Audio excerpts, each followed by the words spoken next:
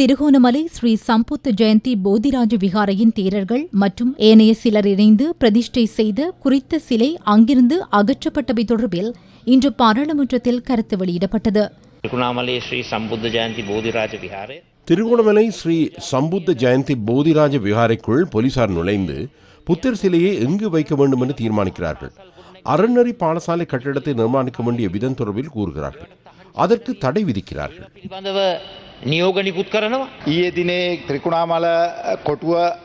நேற்றைய தினம் திருகோணமலை கோட்டை ஸ்ரீ சம்புத்த ஜெயந்தி விகாரை தொடர்பில் சம்பவம் ஒன்று பதிவாகியுள்ளது. நேற்றிரவு பிரதிஷ்டை செய்யப்பட்ட புத்தர் சிலை தொடர்பில் பிரச்சினை ஏற்பட்டதை அடுத்து அது குறித்து போலீசாருக்கு தகவல் கிடைத்தது. போலீசார் உடனடியாக செயல்பட்டு நேற்றிரவு பிரதிஷ்டை செய்யப்பட்ட அந்த புத்தர் சிலைக்கு சேதம் ஏற்படுத்தப்படலாம் என தகவல் கிடைத்ததை அடுத்து அவர்கள் அங்கிருந்து அதனை அகற்றி பாதுகாப்பை உறுதிப்படுத்தினர்.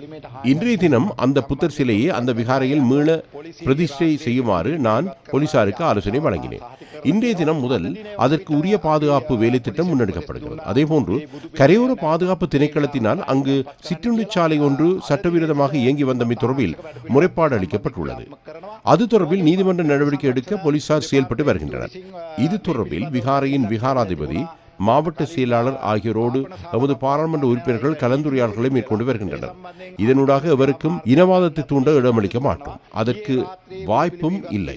கடந்த காலங்களில் நடந்ததை மீண்டும் நடத்துவதற்கு நாம் எவருக்கும் இடமளிக்க மாட்டோம்.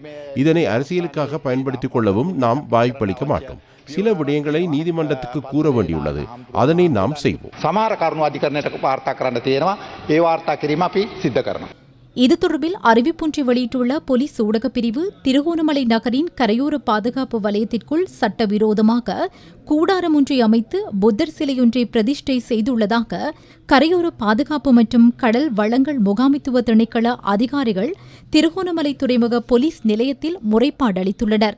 இதற்கமைய திருகோணமலை பிரிவிற்கு பொறுப்பான அதிகாரி உள்ளிட்ட போலீஸ் அதிகாரிகள் அவ்விடத்திற்கு சென்று சட்டவிரோதமான இச்செயற்பாட்டை நிறுத்துமாறு கூறிய போதிலும் அந்த நிர்மாணங்களை அவர்கள் நிறுத்தாமல் முன்னெடுத்துள்ளனர்.